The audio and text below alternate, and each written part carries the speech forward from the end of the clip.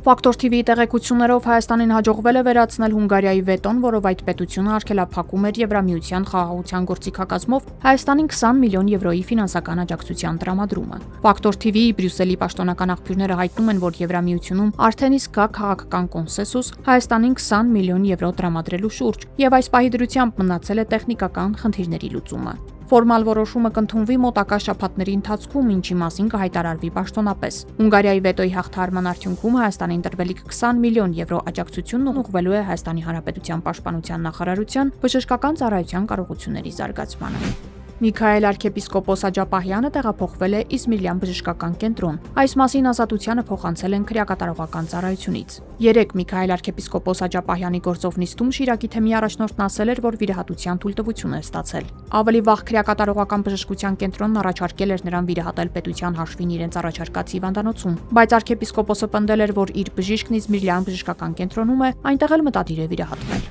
ԱՄՆ նախագահ Դոնալդ Թրամփը դատի է տվել BBC-ին եւ բրիտանական հեռարձակման կորպորացիայից պահանջում է $5 միլիարդ։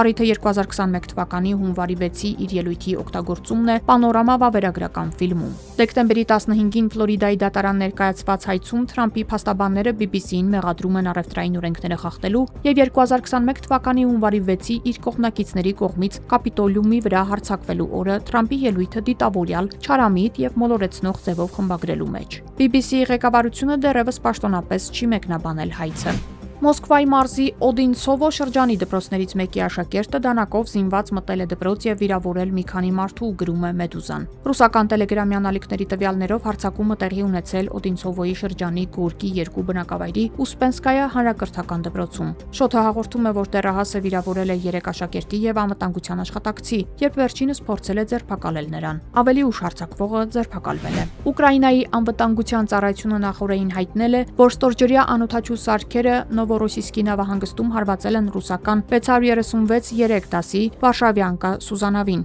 Ասվում է, որ Սուզանավը կրել է լուրջ վնաս եւ գործնականում շարքից դուրս եկել, գրում է Current Time-ը։ FIFA-ն ներկայացրել է տարվա լավագույն ֆուտբոլիստի մրցանակի հավաքնորդների վերջնական ցուցակը։ Լավագույն ֆուտբոլիստի կոչման համար կպայքարեն Ուսման Դեմբելեն, Աշրաֆ Հակիմին, Հարի Քեյնը, Կիլիան Մբապեն, Նունու Մենդեշը, Քոուլ Փալմերը, Պեդրին, Ռաֆինյան, Մոհամեդ Սալահը, Վիտինյան եւ Լամին Յամալը։ Մրցանակաբաշխությունը կկայանա դեկտեմբերի 16-ին Կատարի մայրաքաղաք Դոհայում։